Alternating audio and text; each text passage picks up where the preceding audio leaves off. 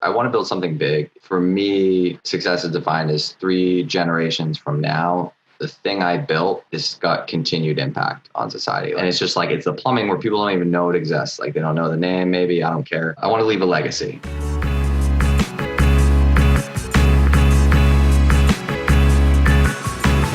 We are so pumped to have our good friend on this week, Enrico Palmerino, which, by the way, might be my favorite name out of all our guests so far. No offense to anyone else, but Enrico Palmerino I would definitely take offense. It just rolls off the tongue, you know? I just want to have like a nice Italian dish with that. I don't know. Just makes me hungry. Anyways, after a number of super successful startups, Enrico founded Botkeeper, which is a technology-first company. It's just turning bookkeeping on its head and really bringing bookkeeping into the 21st century by being technology first, using data science, quantitative analysis to make sure that the bookkeeping experience is smooth, fast, efficient, and less expensive than your typical bookkeeping service. He's a super smart guy, and you guys will hear that, whether it's software chatter, quantitative analysis, entrepreneurship, or whatever it might be. He can talk about it all. But what makes him so approachable is his humility and his vulnerability. I think that's what we really enjoy and appreciate in him, is such a smart guy and an accomplished human that is easy to approach and talk to. Well, before anyone just absolutely leaves, like Bookkeeper, like they just leave the podcast, to emphasize Matt's point, Enrico is a nationally ranked Entrepreneur of the Year. He was number 2, according to Forbes, I believe, as Entrepreneur of the Year. So it's not one of those things you can just like have a bunch of buddies write in like, hey, tell me like I'm really good, put me on this list. Like he is the real deal. And we don't just sit around and talk about accounting the whole time. So this is really one you got to listen to. And if there are 3 takeaways to this podcast, we could have had this conversation for like 3 or 4 hours, to be clear. We talked a little bit about why he wouldn't recommend a solo entrepreneur career path to anyone, why you need a partner, and in his opinion, partners. He also described how an auto mechanic is like a CEO, which we found fascinating. And lastly, what he describes as 3 generational impact. This was a cool one. And probably, I think the only person we've had on the podcast that we've actually used as a professional service. Yeah, we've been a client of Botkeepers for a long time, right? We were one of their first. A huge proponent. We've been a huge advocate. Enrico, rock on. This was super fun. Palmerino. You and your Italian dinners.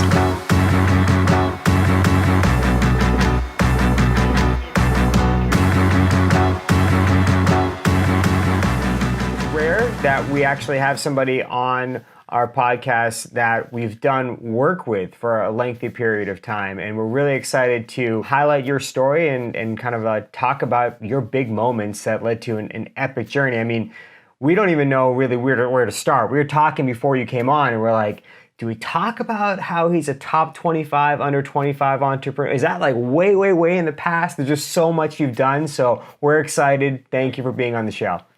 Thanks, Zach. Totally appreciate it. It's been awesome working with you guys. And like, I just feel like we've known each other for so long, and where things are with all of us, like, you know, it's crazy to see how much, you know, really hard, ambitious working people get done in a few short years. So thanks again for being an early and first client as well of Botkeeper. So those first clients are what got us to where we are now. Yeah, that's the only trophy that Matt and I have, actually, is like we were one of Botkeeper's first clients. So we're excited by that little trophy. It's titled Early Adopters Award. Totally. Well, okay, so want to start a little further back, because you know a lot of people listening might not really know who you are, and you've had a very interesting journey, and your path to entrepreneurship started very young. And you obviously were very into entrepreneurship at a young age. You formed a lot of different companies in college, and you kind of did a lot through that.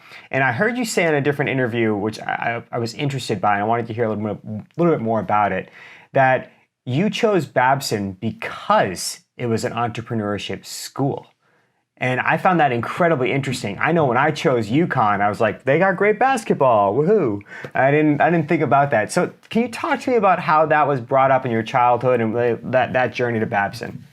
Yeah, so I think I've always been a very competitive person, and also very, I think, like future minded individual. So like very like career centric, or like, where am I going to be in so many years, or what do I want to be doing? Early on, parents and everyone fostered this idea of go make your job, don't get a job. Um, so whether it was like, selling candy bars at basketball games in elementary school, or having a hot dog stand in like a supermarket, or like buying gumball machines and placing them in supermarkets when I was in high school, or starting a landscaping company. It was just like very much entrepreneurial mindset where I hadn't ever had a job. And it was cool because, I got to see my grandparents build great businesses and like totally different styles. Like one was build a business where you could run it from home, very flexible hours, like, and it was just kind of like I never understood when he worked, and that was cool to see that. And then the other side was my grandfather, my dad's side, built a large supermarket that employed a ton of people, and he was like always working, but the community, he was like a celebrity in the community. Like I get pulled over by a police officer for speeding, and would be like, "Oh, you're Palmerino, like Big Bunny Market. Oh, that's awesome. Your grandfather, donated air conditioning units to the police force last year." And like, like just slow it down, like kind of thing. And I was just like, that's so cool. And like to see like, both grandparents did a ton of good for the community, served on like bank boards, like donated back. So I think I like just fell in love with that, and with the ownership and control and like community outcome. And so when it came to graduating, I wanted to go to the best business school. And for me, and that's how I like define entrepreneurs, they're just going to be the best at business and be a CEO. And so I'm, looking at like Wharton and Harvard and other schools. And one of my friends was like, you should really look at Babson. I'm like, oh, I've never heard of Babson. Why would I look at Babson? Because I had like, this mind, I was like already looking at the ranks for business. He's like, well, Babson's number one in entrepreneurship. And no joke, like that's literally all he had to say. I was like, they're number one. They're the best. That's where I want to go. And entrepreneurship was like, that's actually the subset of business that I want to be in. I don't want to be in finance. I want to like run a business and build a business. So I went to campus, I did the orientation, and I applied early decision. Like that was it. I was like set, done, fell in love, is where I was going to be. And the fact that they didn't just like earn that number one spot one year, is like they had held that spot for the last decade. And I thought it was so cool. Like while I was on campus, like I am at the number one place for the thing I want to become or do better than I have been doing it now. So when you start a business off the ground, you got to look at basically like a few key things. Like one, what's the problem I think I'm going to be solving for the market? And then two, how am I going to bring that solution to life, solve that problem, and make whatever the current state is better.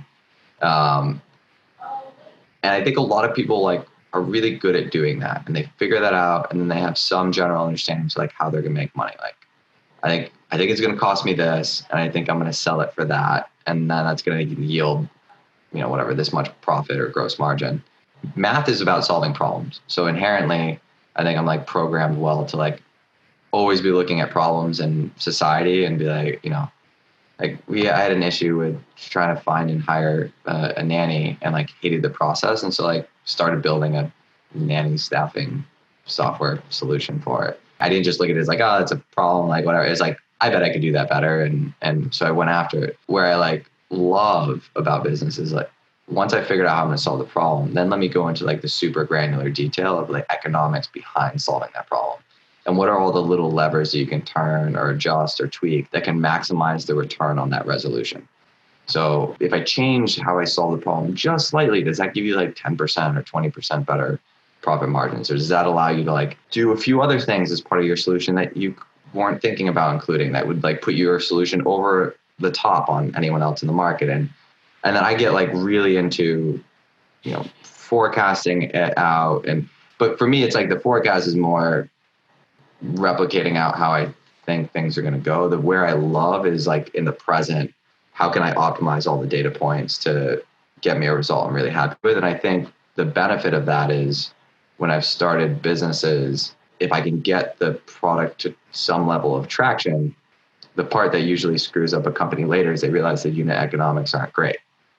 And the business model's failed. Like great product, need and demand for it, but how you pull it off feasibly isn't there. So it's always helped. Like for better or for worse, I've been able to make a lot of mistakes along the way, and the margin and the business model have been able to basically buffer or shelter those mistakes such that they didn't like totally put us in a hole. So you created Think Light in college, and that was a lighting company. You basically leverage algorithms and, not to go too much into it, but you determine how to make things a lot more efficient essentially with your math. There were probably a lot of failures and a lot of mistakes along the way. We've had more failures and mistakes than most. So we can imagine, especially if you start something in college at that age, like what you must have run into. But I would love to know what kind of failure or mistake occurred in that company that then allowed you to not make that mistake with Botkeeper. It was like two things. It was process was a mistake, so a lack of process. And, we would put together like training materials or templates, but really getting into like process documentation across the business. Like, this is how we do it. Here's what we follow. I saw how ineffective that made us as a company. Like there's like, we were always kind of putting out fire drills. It was very costly, like from a time perspective, and jumping in and out of different things and trying to figure it out and then not doing it the same way. And then like the result wasn't exactly as we wanted it to be, or a page was missing from a proposal. So consistency was void when there was no documented process. Correct. And like it even like just how it came down to like shipping and distribution. Like we didn't have a documented process for when we would pull the trigger on making a product, to like when that product would be done, to like when that product would ship, to like when that product would be on how many days or weeks it would be on sea for, to when it would land, to when it would be picked up, to when. And so it was like we were managing it at every point. But what that would mean is like, because we were doing it spontaneously or reactionary, we'd be missing days. Like we'd not be checking in on, the bill of lading until 3 days after it landed, and then maybe that's a Thursday, which meant by the time we got the appropriate details, and China was 12 hours ahead. So then we had to wait until like we missed the window of opportunity to get in touch with them before the weekend. And then we had to wait until the weekend. It was like, what you didn't realize was when things aren't perfectly mapped out from a process standpoint and documented, a 4-hour miss in delivery could result in days of lag or other bigger issues. And so that's one thing I've been very process oriented, very documented. I'd even say like I learned that too from SmartBooks. I mean, Calvin, who's the CEO there, was just like a process, nut. Like the guy is just super methodical. And so I, learned a lot from him too. And then I'd say like the other thing was on the accounting side. So it was very math minded in terms of like the business model and how things were working, but not as systematic or programmatic when it came to even how we did our accounting. And so with ThinkLight, one of the downsides was we didn't pay enough attention to it, didn't know enough about accounting to like really make sure we were building the right machine and it was running as efficient. So we missed payroll one time because someone hadn't really looked at the timing of cash and payables. And I just was like, this report looks great. It says we got the money in the bank, but I didn't go and like double check or tie it out or make sure that we had someone that was actually doing that. And then that caused like a major headache. And then maybe we had to go get financing. It was just like that one mistake probably yielded, 3 months of headache and chaos. And then when you're burnt out from all that the nonsense that causes, you need a break, that you could be like capitalizing on more growth. And so you have it seems like a history of figuring out problems that are going on. I love the nanny thing you talked about just briefly, which we're all interested about. And you kind of just tinker with it a little bit. And then sometimes you build a business, sometimes it seems to be small. When you're tinkering around with an idea, I think myself and many other people, we almost worry about taking that first step because we're like, I don't really want to do this. I kind of want to just know if it's solvable. How do you start taking these steps, and how do you get comfortable with the process of going down that road? I think for me, I love that process. So like, it's like comes back to like the math. Like when you're looking at an algorithm or a problem, you can like either look at it and just be like, I don't understand it, or like, where do I begin? For me, it wasn't like I loved achieving the result, but I also loved working through it. Like actually, like when I got to the end, it was kind of like, oh, bummer, now it's done. I gotta go to the next problem. And that's why I love cryptology, because cryptology is actually like such a haphazard way of solving solutions. You have to like test a whole bunch of different algorithms or encryption codes, and then start to see like which one's like working a little bit, and then try like some tweaks or nuances to it. And then it's like this constant iterative process. And so for me, I love that about solving a problem. I think like what I end up doing is I'll start going down that road, start testing it, start having fun with it. If I really think it's viable, put some capital in it, put the appropriate process or structure in place, and then hand it off to someone that can really operate it.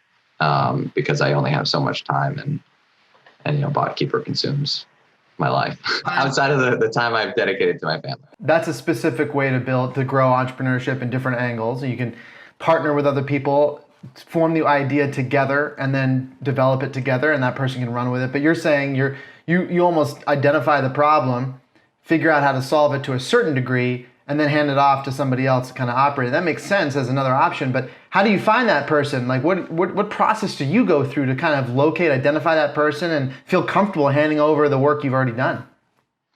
Botkeeper was kind of that way. With Botkeeper, I saw the problem, saw the opportunity in the market, had an idea for how I'd approach it, and then basically said, you know, I look at it as there's like a 3 or 4-legged stool for every business. And so being a solopreneur is a really, really tough thing. I wouldn't recommend it to anyone. You got to find someone who's going to be the face and sales of the company, someone who's going to be the marketing and brand, and, you know, could call it drive top of funnel, but just get attention, and that knows, you know, website and digital marketing, that sort of like how to optimize for that, because it's, you know, the new digital world. And then you need someone that like is an expert at the thing that you're solving. Because they're going to help out from whether an engineering standpoint or from an operating standpoint. And then you might have like, you know, someone who's just coding or building, or someone who's leading the development of coding or building. But you can get away, and like with me being relatively technical, I could get away with like not bringing an engineer in right away, outsourcing some of the engineering and leading it myself before we, you know, brought it all in-house. So with Botkeeper, it was, all right, who do I know that is like, anyone would love this person if they met them, like, because the product's so new, you're combating a trust thing. Like, who do I know that when you meet them, their integrity and just their personality, you're gonna be like, I will buy you, and therefore buy the product that you're selling and trust you wholeheartedly it's going to do what you say it's going to do, because you don't have any proof points to say otherwise. So for me, that was Louis. I knew Louis is like the unofficial mayor of Boston. I mean, everyone knew this guy. I encountered him a lot, and just everyone spoke the world of him. Then it was, all right, who do I put on the digital marketing side of the equation? Who has a really good eye for design and is like, understands SEO and like even the ability to code, and that I've worked well with. And for me, that was my sister, because we had actually both worked at Smart Books together, and then did some other like small ventures together. And she like has got a great eye for design like her wedding ring and stuff like that. And like, Hanush Jewelers tried to like pick it up and write, like, she elegant design, simple. And so it was like, here's Botkeeper, do with it. And she just ran and did awesome and loves it. Like, and loves the technical side. So started like learning how to code and then applying that to everything she was doing. And then we were in the accounting industry, and I'm not an accounting expert myself. I mean, these days now I know like a lot, but I still not call myself an accountant. And I knew I needed someone who was an accountant that wouldn't challenge me on everything. Someone who was going to be like more progressive.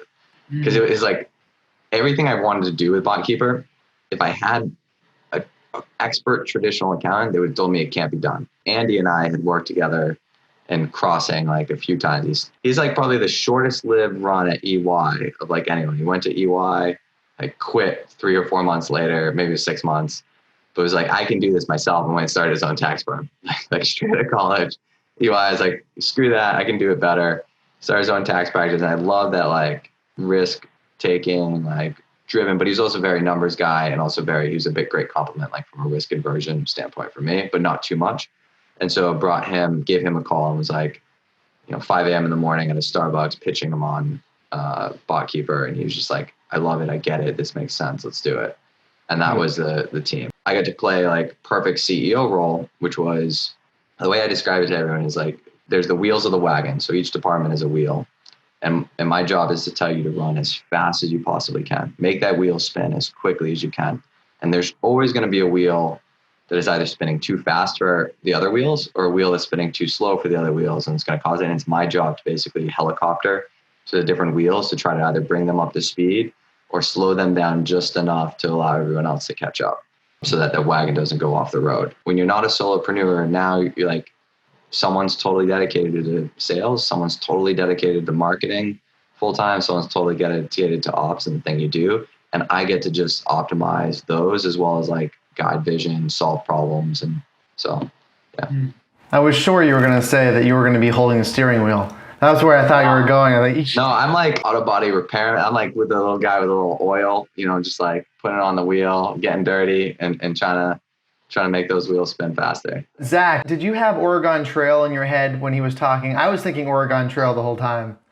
I certainly wasn't thinking auto mechanic, but your entrepreneurship journey, it seems like you are trying to be really well networked. So you have a trust with the leadership team you're bringing in, and you're bringing in people that you know and believe in your product, but also it's combined with the fact that you are really solving interesting problems that take a lot of time and a lot of effort, and you're trying to remove problems that people already have that they might not know that they have them. And a lot of us get stuck in looking for that problem. Whereas for you, it just seems like over the course of your journey, you've had a lot of little nagging issues that you're just like writing down in a pen and pad, and eventually you just decide to solve them. So when you found this problem, when you almost missed payroll because you're, lack of forecasting, and you went through SmartBooks and whatever, when you're building this in Botkeeper, are you envisioning what life looks at the end when you're building Botkeeper, or are you so obsessed with the problem you don't even care where it goes? I'd say I'm more the latter. I want to build something big. For me, success is defined as 3 generations from now. The thing I built has got continued impact on society. Like, I want to do something where it was so great, whether you know the Botkeeper name or you know me, like I don't really care. Like I'm not in it for the ego, but I just want to have like such a lasting impression. Like Botkeeper is either an inherent part of every accounting firm moving forward. And it's just like, it's the plumbing where people don't even know it exists. Like they don't know the name, maybe, I don't care. The thing that scares me the most about life is because it's short and I don't want to be an ant. I want to leave a legacy and a mark and have an impact. I don't care whether that impact comes with financial success or not. And maybe I would have thought differently, like at a different point in my life, but I've gotten myself to a financial place where I'm very comfortable. And so for now, it's more, how do I optimize for impact? And from a problem solving standpoint, I think I just did what most entrepreneurs do, which is the next venture you start, you're usually solving a problem you had at the prior one. With Botkeeper, we just, like, our slogan is the future of bookkeeping. And what that looks like today could be different from what it looks like down the road, but we're just dedicated to being the future in all forms. Optimizing for impact and creating legacy makes sense when you know a little bit more about your family history, the impact your family's had on you, when in terms of your experiences, both entrepreneurial and educational, the mindset that you have in general, how you frame problems and approach creating solutions. The big money market's still around. Like it's been around for now it's like going on a 3rd generation, and it's like cool to see like that. My grandfather's passed away, but he built this thing that like everyone still knows and everyone still talks about, and it's a landmark and it employs people, and like it's just, and my family like depends on it for their living, and so many kids have now like had summer jobs there, and it's fed so many people, and so much food's been donated to shelters and people that need it. It's just like to do something where you can reach out beyond the grave and keep having impact on the world. That's what I want. Whether you recognize it or not in yourself, entrepreneurship pulls a lot of people for that reason. To create something up from scratch, create something from your head, an idea, and have that create significant impact on other people's lives. 3 people or 300,000 people, it's still impact that wasn't happening prior to the work you put in, which is so appealing. The recommendation that your parents gave you, which I wrote down originally, which is go make your job, don't go get a job. I love that. I think a lot of entrepreneurs come from a family of entrepreneurs, that they instill that like, hey, you can do what you want to do, figure it out and then go get it. Personally, I didn't come from that, but I think a lot of people do. Do you think that recommendation should be a universal recommendation offered more often to kids when they're young? Or do you think that it really was suited for you because of who your parents were and your framework, how you're set up mentally? entrepreneurship and building, creating something, it's for a certain type of person. I think you can have a lot of different types try it. And fortunately, in some cases, types that like it's really not built for succeed their first try and it works out well and it's great. But then you see them like try again and again and again, or they like tried it that one time and it worked and they don't ever do anything really in it again. They're like more passive, like investor. It hasn't come without its bumps and bruises, and I'd say broken bones. My college experience wasn't what most people would want in a college experience. I had a work experience. I was traveling and building and working a company. I was attending as many classes as I could, but wasn't doing active campus stuff or involved in any of that. It took a big toll on family, like how often I saw my family, even my wife and kids. Like it's been tough. It's taken a huge toll on my physical life. Like I was on antibiotics for almost 9 months of a year, purely because of like overworked and not sleeping enough and not eating enough and flying a lot. And that's taken me like 5 years to start to like get back where like I don't need antibiotics multiple times a year. Like this is like past year was the first year I went without antibiotics, like in a year of time frame. So emotionally, it's really tough. Like it's such a roller coaster ride. I love the highs, like I can get through the lows, but the lows sometimes are really, really low and dark. And I've definitely gone through depressive stages with business where like, fortunately I'm grounded. I've got like the support resource and everything to like help me get out of that. It's like a hard thing to get out of by yourself. And then I've gone through like the manic highs where you're like, think you can do everything, and that can get you in a lot of trouble too, because you don't know the bounds or you lose grasp of what real life limits are from a life standpoint or like risk standpoint. And so I'm very glad my parents opened my eyes up to it. I think like everyone should open people's eyes up to it early, but I don't know if that would necessarily make more long-term entrepreneurs as much as it would just at least give everyone the experience. And maybe that makes a more rounded society because you learn a lot from it and you start to appreciate every aspect of a business. You appreciate the waiter waiting the tables, the manager, the chef, the cook. Like, yeah, that I don't think you can create more entrepreneurs. Yeah, it's an impressive answer. Thanks for sharing. I think entrepreneurs and leaders need to re-listen to that because sometimes you just look at the end result. You don't look at what it takes to get there. To make 3 generations worth of change like you talked about, I would be shocked if it didn't have a toll on your body the way it did. If you want massive change, it's going to have a massive cost at times, right? And as a CEO, you really can't show much stress. You know, you really have to just look at it and be like, oh, it just needs oil. But in your head, you're probably like, oh, God. So question for you, what stresses you out? It's a different thing at a different time. You know, if you go back early March, we should start thinking about the next capital raise, and maybe it's going to be end of Q1, sometime in Q2, you know, get it done by, you know, Q3-ish timeframe. And then COVID hit and it was like, shit, that changed everything in a matter of days. Not knowing what that impact is going to be like. We've got a lot of direct SMB clients. We sell predominantly to accounting firms, but they also have SMB clients. Like, was our business going to evaporate or dry up?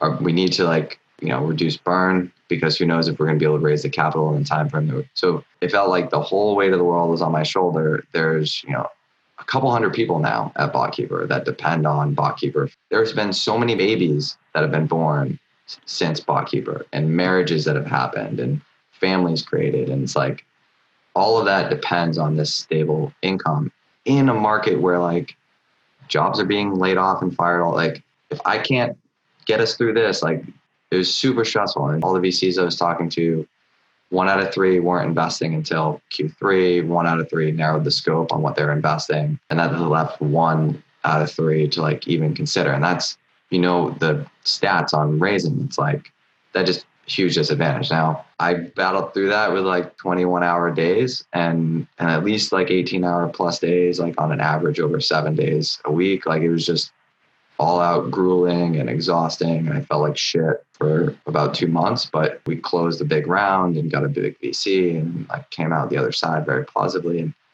And now we're like positioned really well. But now what's stressing me out today is it's like we're positioned really well, but the bar just got raised like so much higher. And no one still knows what the lasting impacts of COVID are going to be. And like, Was the market's rally a head fake? Or should we be like doubling down and trying to grow right now because there's a chance that like 4 months from now or 6 months from now, the world wakes up and realizes that like a big part of the GDP is gone, and they stop buying? Or should we be like conserving to like ride through that realization if and when it comes, trying to make all these decisions and pick the right ones that ensure viability, survivability, and then still get me that 3 generational impact? It's stressful. And then not seeing my kids, like my daughter's like, is daddy going to work? No, I literally just went to get a coffee. But because you're so used to like me grabbing a coffee and like running upstairs and like doing the capital raise, your first assumption is I'm leaving you when I walk out of the room. It's like, that's stressing. Who do you speak to, Enrico, that helps you get through this? Because, I mean, what you just shared is very stressful, and it's a lot of weight and a lot of anxiety producing material that you just kind of went over. Who helps you sort of find that equilibrium? Who do you go to professionally, personally? Who helps? Other entrepreneurs definitely help. I mean, my wife helps. But even then, like, it's tough because like I still have to like shelter my wife and family. Like it's one of those where it's out of her control. So why should I put that stress on her? Botkeeper could be gone and my income could be gone. And like, we're fortunate we've got stuff there, but like that also is going to change like maybe other things that we wanted to do or stress her out, because then she's going to feel like she needs to, make money, and not that she doesn't, but like she's going to feel like she's like the sole breadwinner, and that could be stressing. So entrepreneurs tend to be a good place to go, but it's like a select group. I definitely can't really talk to the team a ton. I mean, there's like a few people in the team that I can have these conversations with, but it's different. It's like you're having a critical thinking discussion with them about like, here's what I think could go wrong. Let's plan it out. But you're not emotionally opening up. I'm in a CEO forum, which I like and works really well. It's the High Growth CEO Forum with Booja Cookman.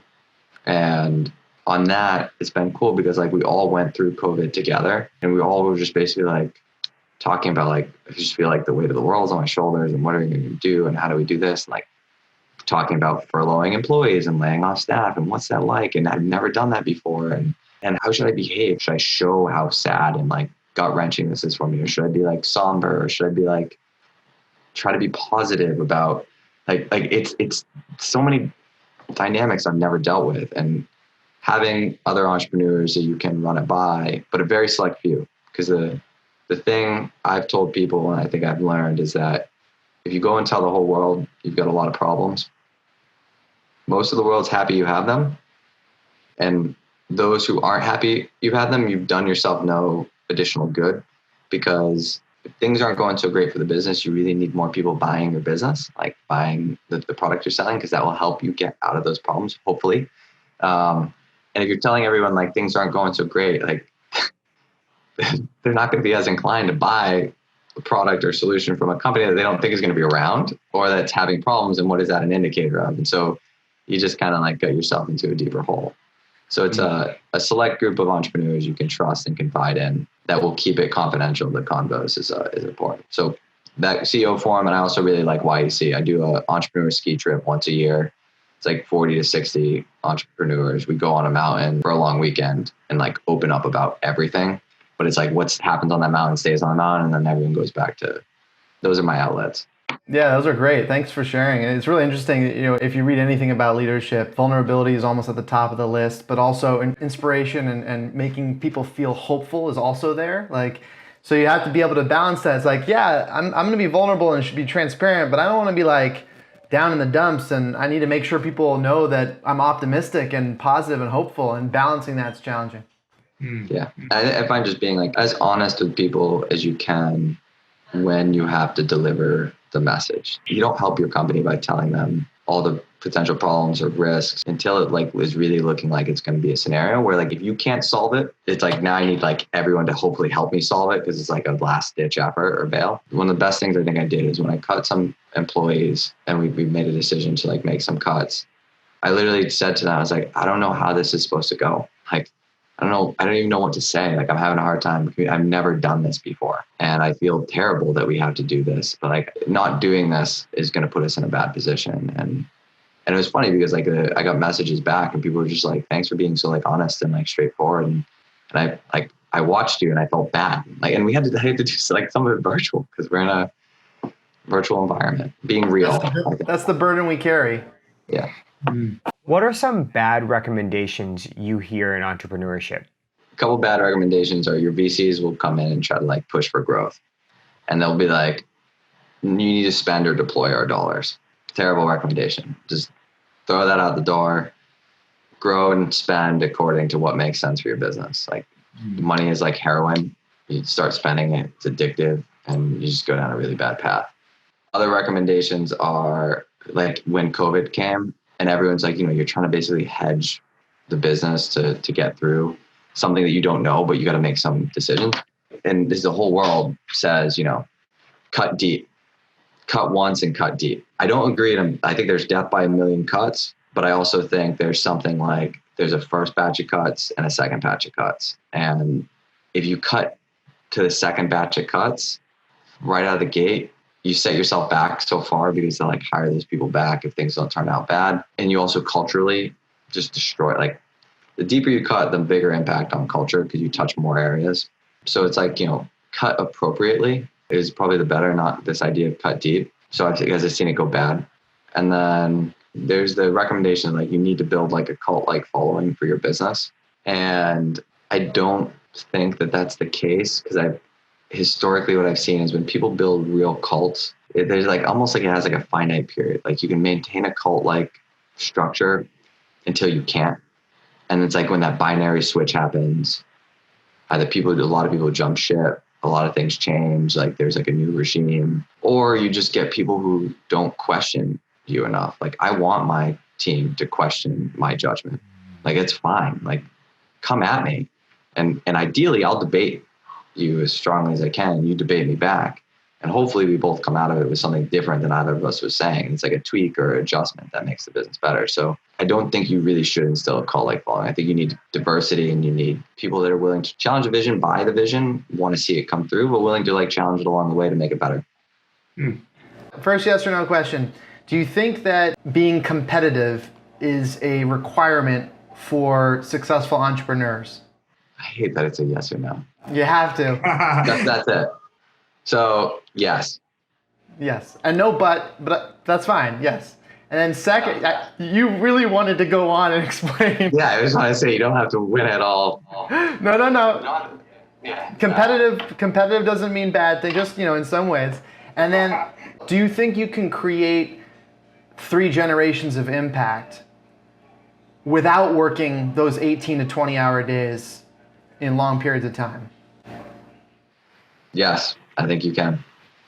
I don't know how to figure that out either, but I'd probably agree with you. Anything can be done, man. Yeah. Over any period of time, anything can be accomplished.